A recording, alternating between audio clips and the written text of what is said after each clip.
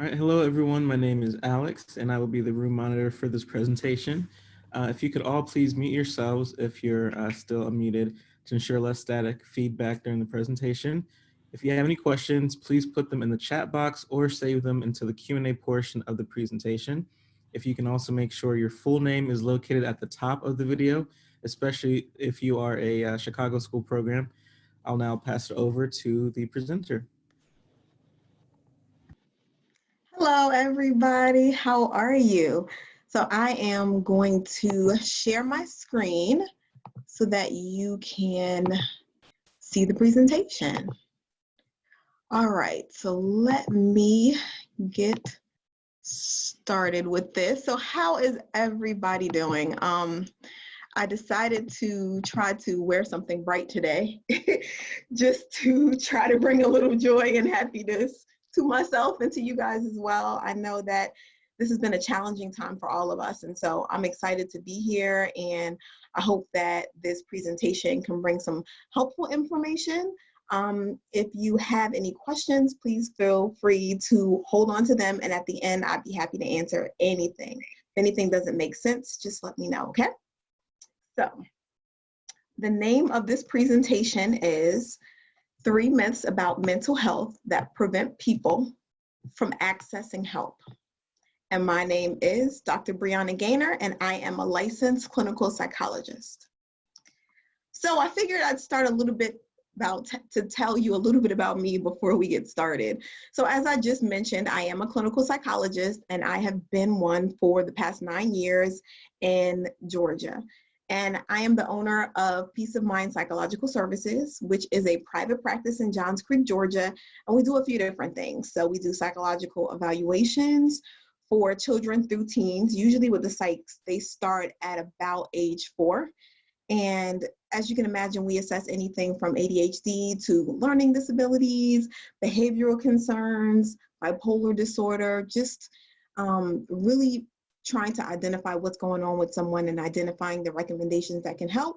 And we also do therapy for those age ranges as well. One of the important things about me is that I see myself as being a servant, especially in the mental health field. So more than being a leader or an owner or a psychologist, my goal is really to help serve those people who are around me, whether they be my staff or the people who come in the office, and really trying to help people to get exactly what they need and support them in any way that I can. One of the things that has also made me passionate about this area particularly is personal experience with mental health. So about 5 years ago, I lost a very close family member.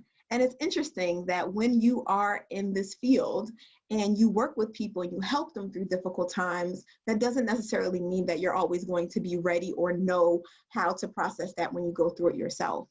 And so what I learned is by going to a therapist and seeking that help, it really helped me to have an even deeper appreciation for what we do every day, because no longer was I in the role of being a counselor, but I was a client.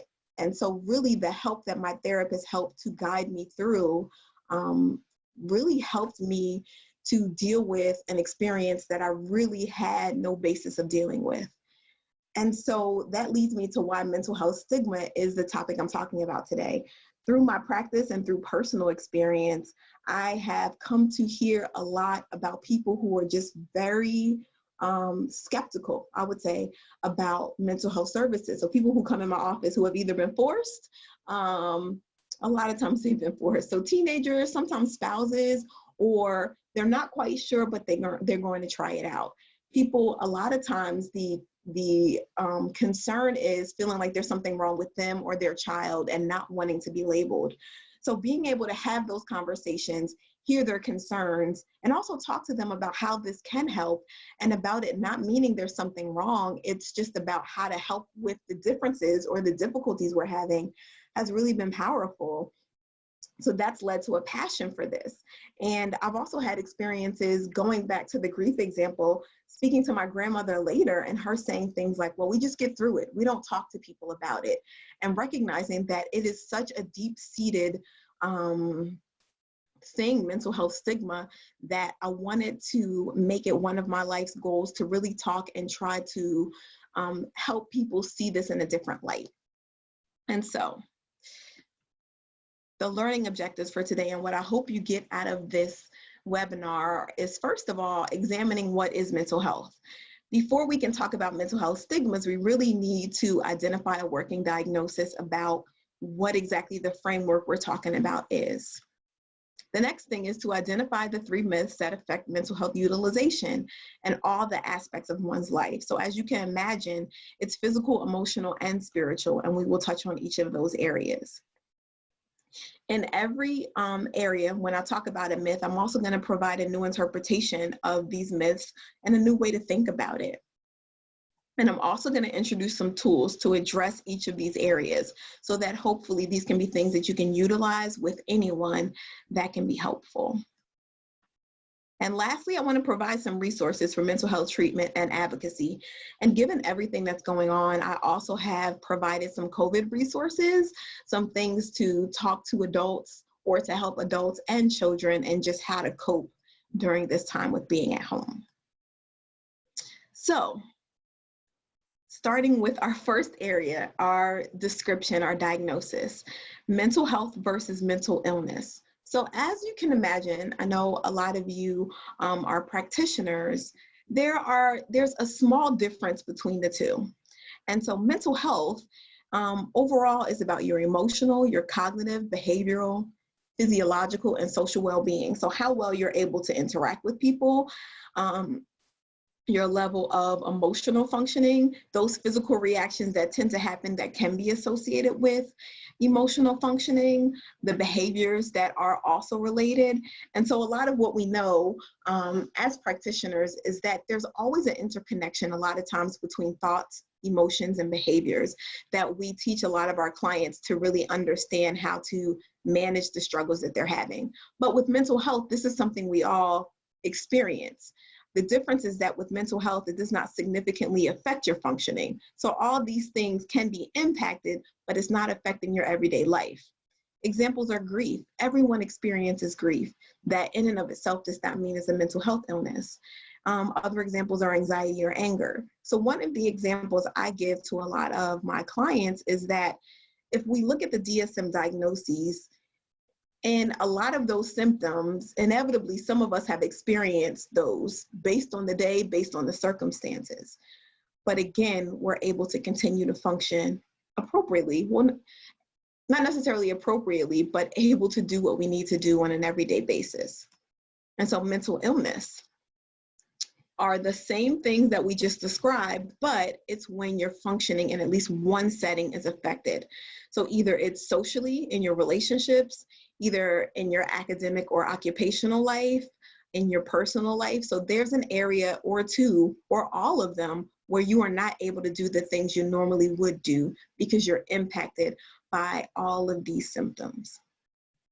And some examples of that are depression, generalized anxiety disorder, and bipolar disorder.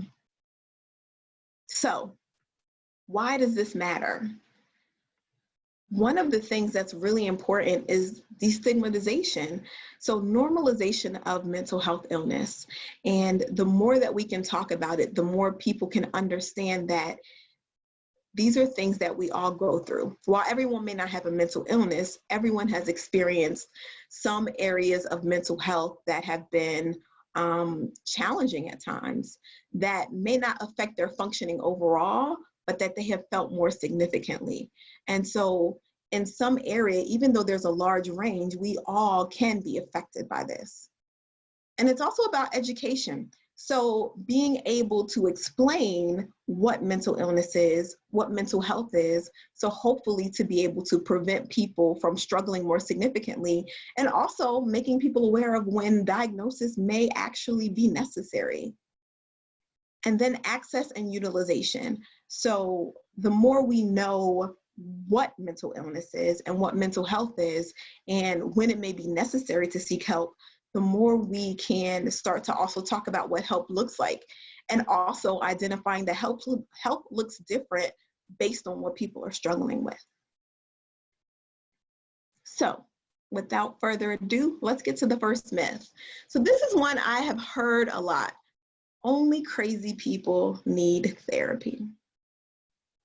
So what does crazy mean to you? Whenever I think of this word, it makes me cringe. I think of a straitjacket. I think of someone foaming at the mouth. I think of institutionalization.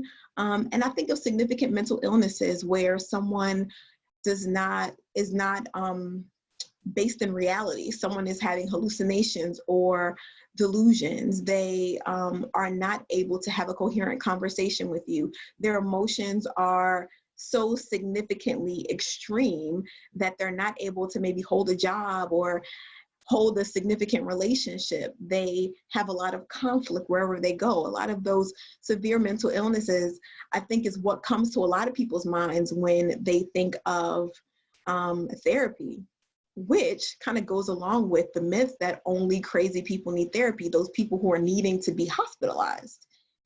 So the other question is, what influences these images? And I think influences can be in both positive and negative ways. So if you think about it, it's media, television, movies, music. A lot of times, not only the things that we see, but the things that we hear, the things that we are in front of all the time can create a picture of what this looks like, especially when we haven't had any personal experience. And so what I wanted to do is to look at both a positive and maybe a not so positive image of mental health that may paint a picture of why we have some of these ideas, particularly that only crazy people need therapy. So I tried to get a video. This is the movie Girl Interrupted. I tried to get a video, but it was causing trouble. So what I decided to do is just get some stills. If you're not familiar with this movie, it is about mental health. So Winona Ryder is the main character, and she struggles. She's diagnosed with borderline personality disorder, and while she's hospitalized, she gets to meet a lot of different characters who are in the same position, such as the one played by Angelina Jolie on the left. So if you look at these pictures, the one on the left has the white walls. It's the two people who are leading her in. It looks like she's caged in, and it's very sterile. She doesn't really have a choice. And on the right-hand side, there are bars, again, which is about confinement and not being able to get out of where you are, being closed in. Now, that doesn't mean that some of these features may not be related to hospitalization, but the problem comes when this is overall a picture of what mental health looks like, or mental health treatment looks like. The next example I have is some song lyrics. And the name of this song is the phone number to the Suicide Help Hotline, and it's by Logic. And so before I bring up the lyrics, the beginning of this song is really about him talking about having suicidal thoughts and wanting to end his life.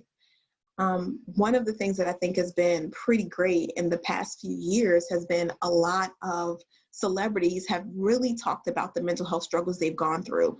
And when you have a platform like that where people admire and look up to you, it's great to use it to really help to destigmatize mental health. And so this is towards the end of the song. And so I'm going to read the words. It says, "Pain don't hurt the same. I know. The lane I travel feels alone, but I'm moving till my legs give out. And I see my tears melt in the snow. But I don't want to cry. I don't want to cry anymore. I want to feel alive. I don't even want to die anymore. Oh, I don't even want to die anymore." And so this song that started with despair ended in hope. And this is a good example of really showing the true picture, but also that there can be another side, and that having suicidal thoughts does not have to end in death. And so, continuing with this myth, how realistic is this idea that only crazy people need therapy? Part of it is about the verbiage. So as I talked about earlier, when certain words you use conjure up certain ideas or images in your head. And so I think it's really about being much more careful with the wording we use and with what the intention is. The other part of that is diagnoses or lack thereof. And so really also letting people know that you can have a diagnosis needing mental health treatment, or you can just be going through a time in your life where you may need more support, and that that's okay. And so that's related to your needs. What are your needs in this time? And knowing that there's a bigger umbrella that can be utilized with mental health. The other part is the treatment mode. So there's an advantage of long versus short-term mental health treatment when it comes to substance abuse, for instance. So people who have had relapses or have been in shorter-term therapy, who have had long histories of substance abuse treatment, have actually done better in long-term treatment. But it's also about your history of treatment. So what are the experiences you've had, and how have they shaped your openness to utilize services more? Motivation. Motivation is one of the most important aspects of treatment. If someone does not feel a desire to even try, there's not much that's likely going to improve until that is changed and they at least have some buy-in, because it's a two-way street, which goes with fit. I've read since I was in graduate school until now that the relationship and the connection that you have with your therapist, with the person who's treating you, is important, because if you don't trust that person, then you're not going to receive the benefits. And so really being able to look at all of these things in combination versus just this one idea, I think is really going to help with challenging this myth that people can have. So what I wanted to do is give a client example or case example. And so let's imagine that we're working with a female who is age 12. So she's right in middle school. She is going through puberty and she's really struggling. She is brought into your office, and the first thing that she says is, "I'm not crazy. There's nothing wrong with me." But she has some contentious parental relationships. So imagine what that does for her in being in this experience with you. Imagine what it's like for her to go to a therapist who is an adult, which immediately she may just associate with another parental figure, another adult who is in charge or trying to tell her what to do. And so she's presenting with depression, low self-esteem, and anger.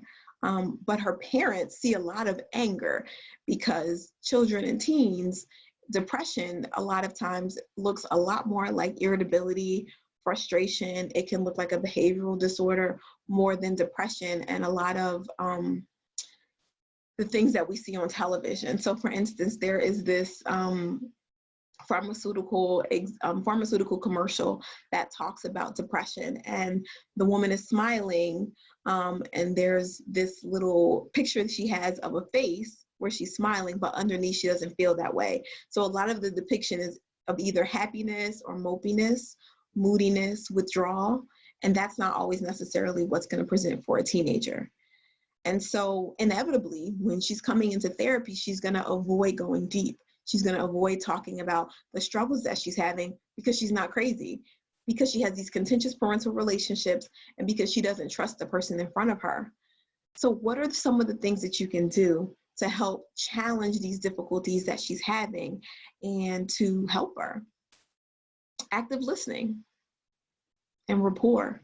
So letting her know that she's heard, letting her talk about the things that she's struggling with, letting her know that you hear what she's saying and you understand.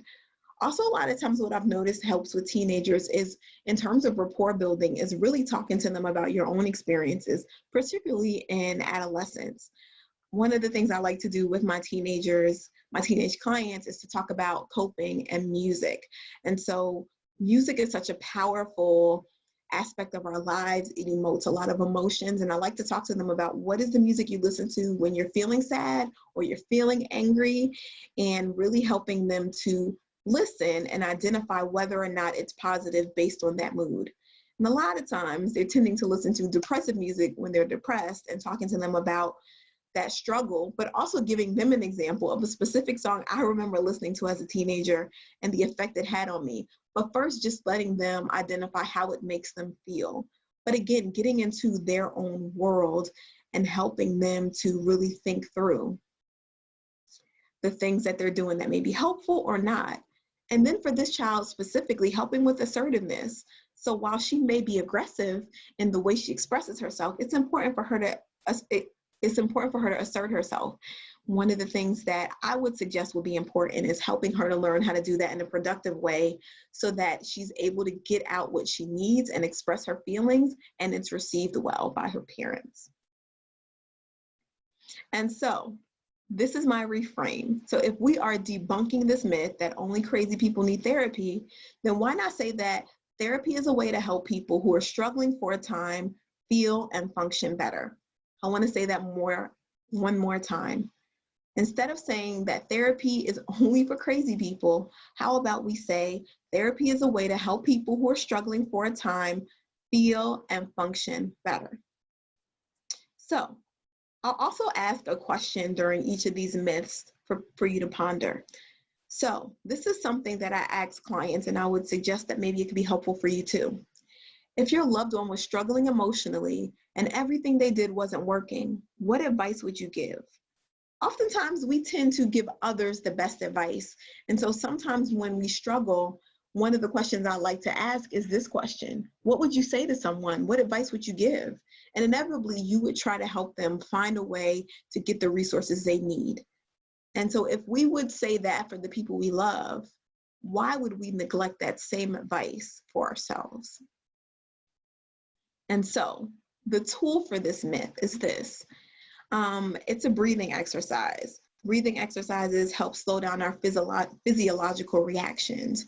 A lot of times our body goes into that fight or flight mode, especially when we're anxious, for instance. And so being able to manage our physiological reactions can help us to calm down so we can think clearer. But if you are physiologically aroused, let's say your heart is racing, you're feeling fearful, you're tending to have racing thoughts that may tend to go with it. You're not able to think clearly and make the best decisions. So the more we can calm our body down and tell ourselves we're safe, the better we can make decisions, the better behaviors that we'll tend to engage in, and it'll just clear our mind. So what I want you to do is, this includes a count of 5. So we're going to inhale for 5, hold it for 5, and then exhale.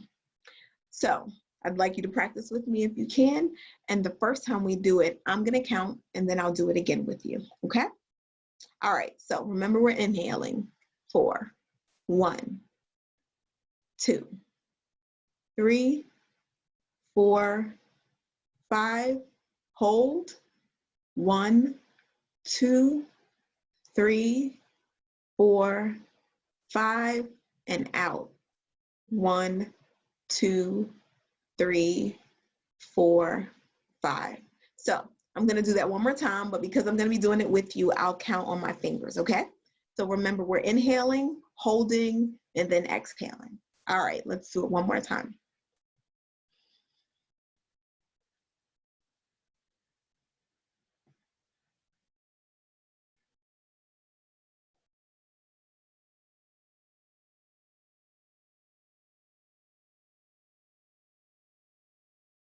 So 5 works for me. If there's a different number that may work for you, that would be based on your discretion, but it's a way to help people just manage their reactions in the moment.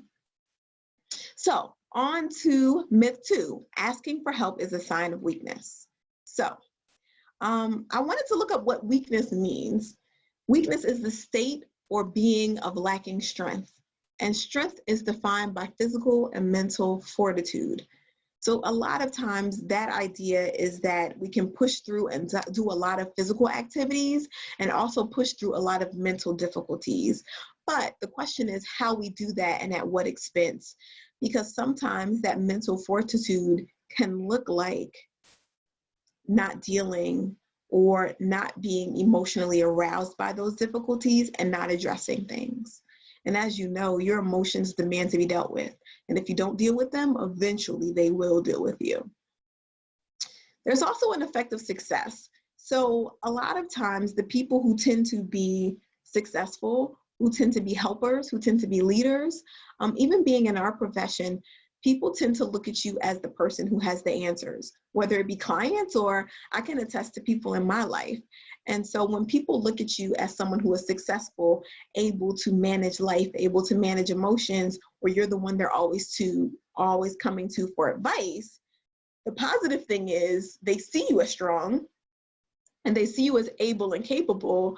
But the negative thing is that they may not necessarily check in with you to see how you're doing or seek to support you. And on the other hand, you may not seek to be supported. When you're put in that role, it can be difficult to switch out of that role and ask for help or to say, I need help, because you're so used to being the helper, which can be detrimental and reinforce this idea that asking for help is a sign of weakness. And so there are a lot of times when we ask for help, things that we don't even think about as a sign of weakness. So when it's flu season and it's related to your health, people will go to the doctor many times. When it's time for your taxes, especially if they're more complicated. When I became a business owner, I had no desire or need to try to do my own taxes. I knew that that was more than anything that I was able to do. And so I sought help, and that was a natural thing. Restaurants, we go to for our physical functioning. We don't question the idea of going to a restaurant to get food because maybe we don't have food or we can't cook or we just want a night out. We just expect that that will meet our physical functioning needs.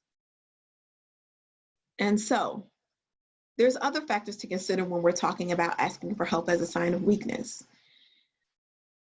Biological. And so a lot of times, just like a medical illness, a lot of mental health diagnoses can be inherited. So while we won't know the exact percentage of those inherited, we know just like anything like diabetes, you have a higher chance of developing diabetes if you have a family history. Environmental. So there are a lot of diagnoses which can be environmental too that aren't related to any genetic component. So for instance, when someone has been in a traumatic experience, people who are coming back from war, for instance, they have experienced a traumatic situation that has led to a lot of symptoms such as problem sleeping, emotional reactivity, having reminders of that trauma that they've experienced. And then again, there's the interconnection between our emotions, our thought, and our physical symptoms. So how all those things play a role can also have an effect on how we experience life. And so to continue this, the effects of not addressing mental health, in addition to me saying earlier that your emotions demand to be dealt with, is far wide. So on the lower end, it's stress-induced anxiety or burnout, negative relationships. But on the high end is suicidality, violence, and homelessness. There are a lot of instances, there's a lot of research that talks about a lot of the homeless being undiagnosed mental health diagnoses, or those who don't have access to the resources that they need, and as a result, not being able to maintain independence, leading to homelessness. And so, as an example in this area, I found this article and I wanted to talk a little bit about it. So in talking earlier, again, for celebrities to have this platform and talk about the things they struggle with is amazing. I saw this article in 2018, and of course this is Mariah Carey, and she talked about having been diagnosed with bipolar II disorder. And so one of the things she said in the article is that she had been diagnosed in 2001. As you can see, this article came out in 2018. And so what she said is, initially, she did not understand a lot of her symptoms. So she talked about having racing thoughts.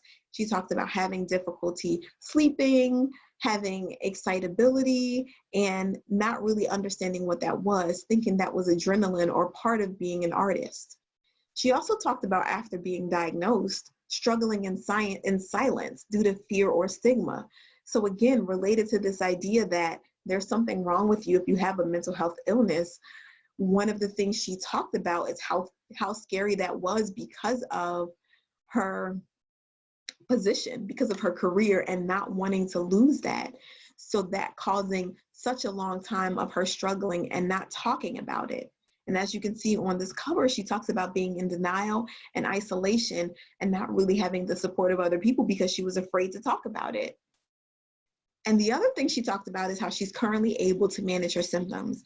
So she is on a consistent medication regimen and she is going to therapy.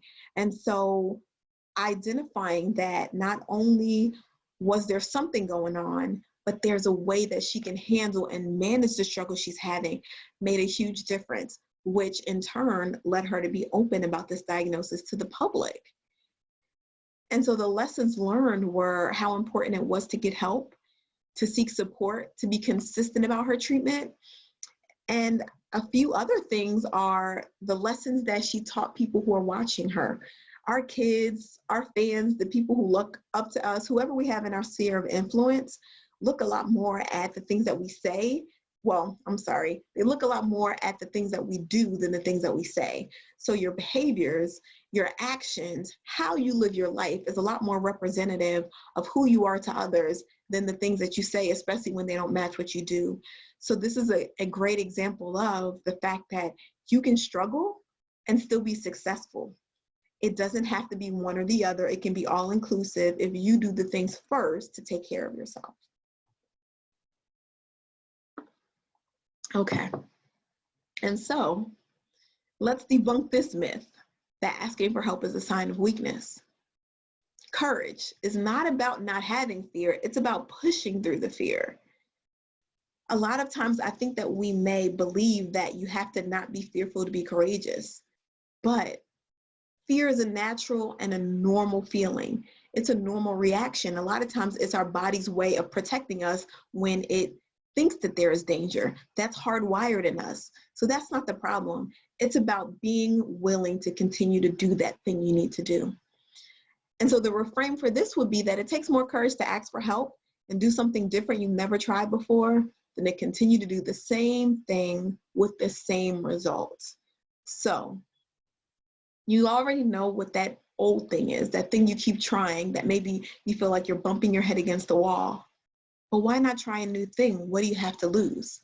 You could be in the same position, or you could actually get something new, something better, get an answer to the solution that you need. And so the question to ponder for this myth is, if asking for help can get you the help you needed while providing insight into things that you never realized, why not try it? Again, what do you have to lose? So on to our tool. So I want to ask you guys this, and I hope that you can get a paper and pencil out or keep a mental idea of this. But I actually would like you to get a paper and pencil out, because we can keep a mental idea of it, but you have been in conferences all day, and I want this to hopefully be something that can be helpful for you. So we were all in this position of being homebound, and I hope you guys are being safe, but I'd say take this time to maybe do something courageous over the next 7 days. So in thinking about what this looks like for you, what have you been avoiding doing? What about what's a goal you need to meet? Or what's a conversation you need to have with someone?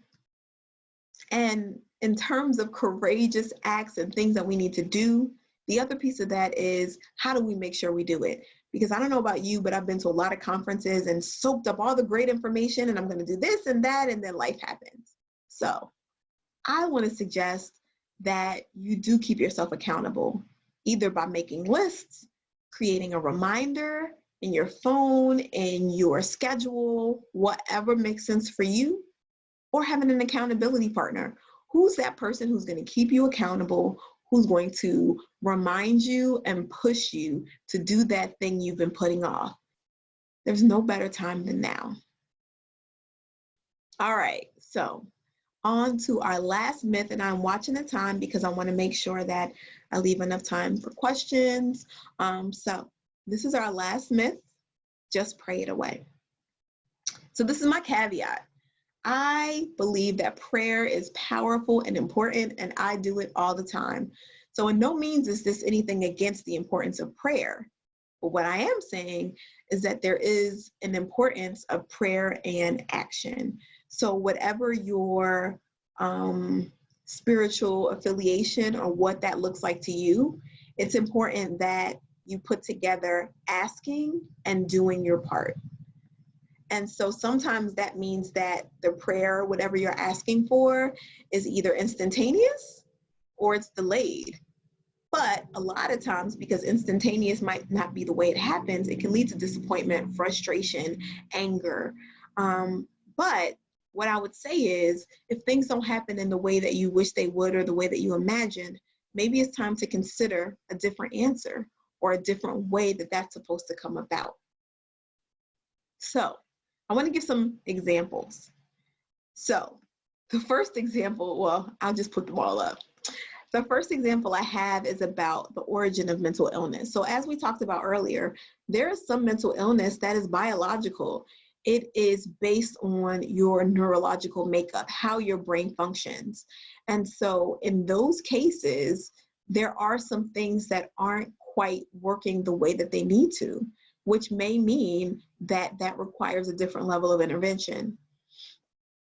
In terms of healing, a lot of times if we're feeling sick, we will go to the doctor. And let's say you have a diagnosis of cancer and you're praying for healing and you go to the doctor, you get radiation treatment and you find out you're in remission. Did you not receive healing?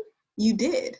So that healing still worked and still what you prayed for happened, but it's about the way it happened. Employment. If you wanted a job, prayed for a job, had a specific area of expertise, you went to school, did everything you needed to do, but you needed to apply for the job, you would apply for the job. You would go online, or, well, online will probably be the way you would do it these days, and you would follow up and do all the things you needed to do to get that job. If you instead wanted the job, prayed for the job, but did nothing to seek that job, to let people know that you wanted it, to let them know who you were, you likely wouldn't get the job. So again, this is not about prayer not working. It's about the different ways that it can happen and the different methods that God can use for you to get what you're asking for. And so, how do we debunk this myth? What I'm saying is prayer is vital as it is intended to open up the door to the answer. But healing comes in a lot of different ways, often once you move forward and actively seek answers. And so the question to ponder is, have there been times when you failed the first time? In those cases, when you continue to do what you were doing, in what ways were you able to achieve your goals? Was it by seeking expertise, education, or just doing what was tried and true? So again, when you failed the first time, did you continue to do it? And did that work for you? Or did it work for you to try something different? And a lot of times when we try something different, it can lead to the help that we need. And so my tool for this would be, write down one time when you prayed and received your answer immediately. And then another time where you didn't, and maybe you struggled and you had to go through a process. Which one taught you more and which helped you to grow the most? So I want to give a personal example here. So I opened my practice 5.5 years ago in 2014. And it's very interesting because my statement that I used to say all the time is, I don't want a private practice. I want to go to work and I want to go home and I don't want to worry about all the business stuff. So it was really never my desire to have a private practice. And then around 2014, I just had an idea one day. I walked into my office and I was like, I think I want to do this for myself. And it just kind of came out of nowhere. So to me, it was definitely a God thing. And so I did all the steps you do. So I sought consultation. I got support from other people. I created my own consultation group with people who were starting a practice. The woman who had the consultation group had already been successful for years. I got a web designer, so started a website, got all my resources on there, started to market, found a place, knew the area I wanted to be in. After I put all this together, I gave my 60-day notice. So I actually gave a 60-day notice to my boss at that time. And I remember getting the contract back for the place, which was going to be my location, and not liking something about it and talking to a lawyer friend of mine and sending it back. And I did not get that lease back until a week before I was to leave my job. And I remember being so frustrated and fearful and wondering if I had did something wrong. And then I finally got it back. And so that was one of those delayed reactions. And what it taught me more than a lot of other things was to appreciate my gut instinct, to know that I had heard from God and done the right thing, and to trust that things would work out the way that they needed to, but that I needed to continue going even if everything didn't look right, because this was my path. And years later, we're still in that location. And so, in summary, the first thing I want to say is therapy is not for crazy people. It's for all of us who may be struggling even for a time with any area of life. And so the more we can reiterate that we all struggle with things and we could all use some help in a lot of different areas with a lot of different things at any given time, the more hopefully it will help to normalize the experience of therapy. The other thing is that asking for help is not a sign of weakness. We all utilize help daily to be successful. Delegating actually helps to strengthen, not to weaken. So for me, even in my business, when I've had my office manager and I've allowed her to do the things that she does, or when I've hired someone to do social media, it's not my desire, it's not my passion. It leaves me a lot more time to do the things I'm passionate about, to do the things that I enjoy, and to be able to work in my skill set and my passion for mental health and mental health stigma. And finally, prayer without action or guidance is not always going to lead to healing. Sometimes it may, but a lot of times it's those more delayed reactions that help us learn the most. And there are illnesses and struggles which need to be addressed by a professional, and oftentimes asking and seeking is the key to faith. So, what I said in the beginning, and one of my last goals or objectives, is to make sure to leave you with some resources for treatment and advocacy. So the first one is the Substance Abuse and Mental Health Services Administration. So they try to reduce the impact of substance abuse and mental health illness on America's communities. So they do a lot of different things. So you can go on the website and you can find resources for practitioners. They also do a lot of training for practitioners. They have different publications about mental health, anything that you're looking for. They also have some COVID resources, and they also just help with furthering mental health as a whole. So a lot of grants also. So they are really impactful in the community. So I would encourage you to look on their website and see how you can get involved.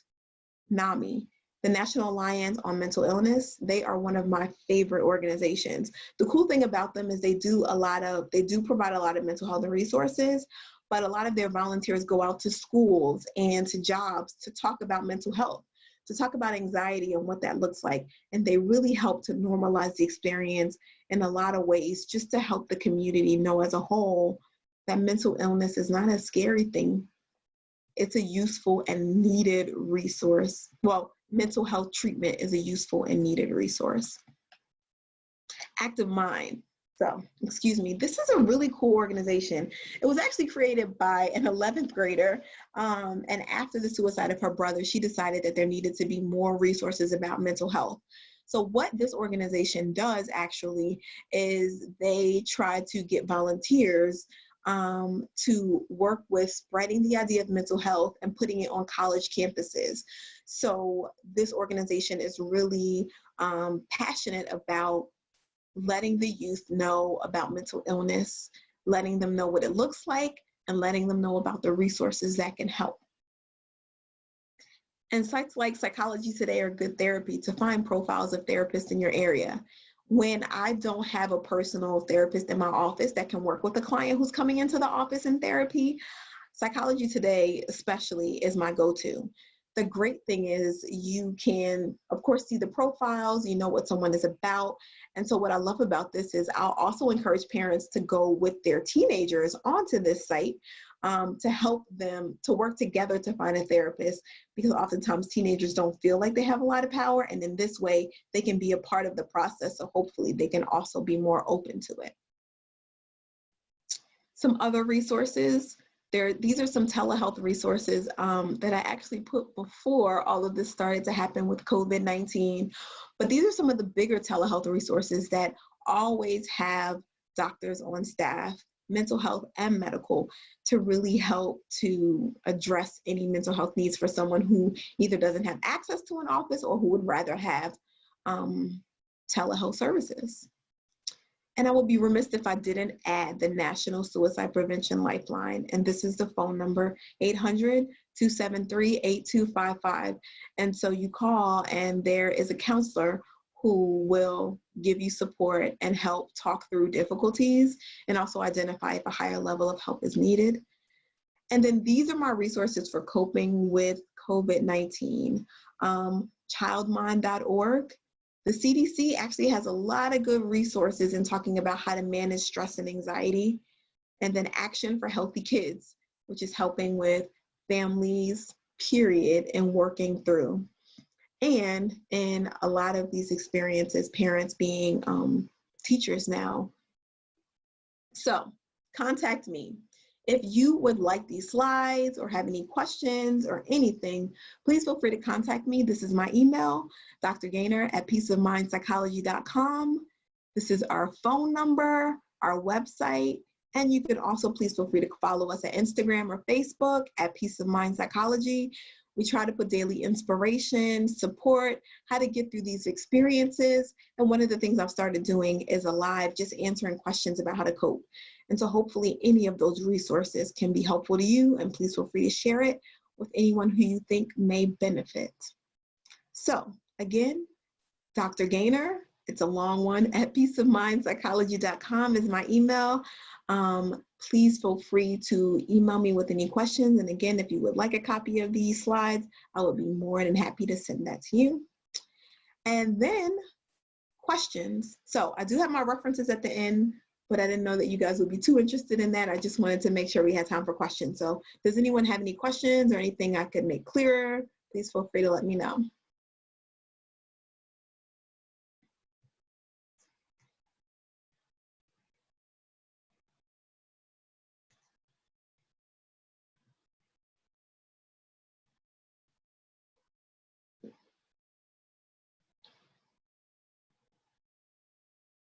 All right, I'll give you a few more moments. Just let me know if you have any questions.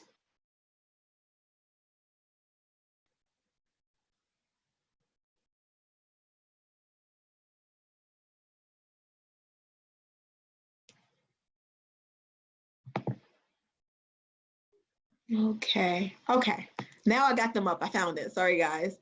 All right. Thank you so much. I appreciate it. Thank you. So what is a myth you first struggled with when coming into this field? That's a great question. I think the one, it feels like it's been so long, I don't really know what the first one I struggled with, but I think the one that I would say I currently struggle with, if I was being very honest, is asking for help. One of the things that's interesting when you're in this field, and maybe a lot of you can relate, is I almost feel like I'm a therapist in real life. Not that work is not real life, but in work life and real life. So it's interesting because there are times when I've had a long day and I pick up the phone to talk to a friend, and I feel like they just start with everything, and I'm just a little bit overwhelmed. And so I've had a hard time in asking for that help and noticing myself kind of holding it all in and trying to handle it myself. But once I had that loss 5 years ago, I realized that I could no longer do that because that did not serve my life. And so I learned to start asking for what I needed and also to put up boundaries. So that's one of the things I would also say, especially when you're in this position, boundaries are everything. And so one of the things I had to start doing is I don't answer my phone on a long work day when I'm coming home. I don't want to talk. I don't have it to give. And if I know that I don't have the emotional capacity, I'm not going to answer the phone. Because what I would do is get frustrated because I knew that I didn't have it to give. And also I've started really being good about identifying who I know I can get support from and seeking their support. So even if they're not readily giving it, I'm saying, hey, I need you to listen to me, and telling people what I need has been important. And so I think that that has really helped me to see how important it is not only to ask for help, but about that courage thing too, like how vital it is to be courageous in pushing through that fear and trying even though you may not want to. So that's what I would say. So I'm gonna see any more questions. Thank you so much, guys. I really, really appreciate your kind words. Thank you so, so much. And if that's all, or you have any other questions, please feel free to email me. And I hope that you guys enjoy the rest of your day. I hope you guys are staying safe during this time. And take care. Thank you so much for being a great audience. And hopefully I'll see you again. Bye.